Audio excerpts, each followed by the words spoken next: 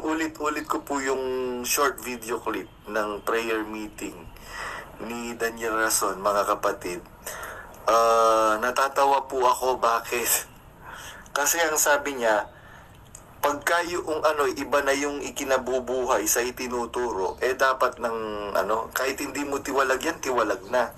So, para pala sa'yo, tiwalag ka na, Daniel Rason. Bakit? Hindi naka-align sa katuruan ng tunay na Kristo yung iyong pamumuhay. Hindi ba, Daniel Rason?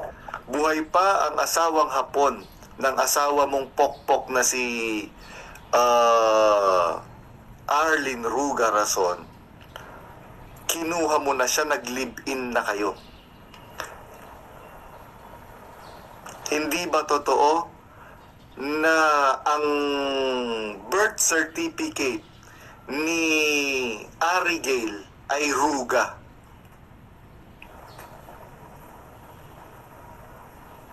At meron kayong kinausap na kapatid para doktorin yung kanyang passport na maging Rason.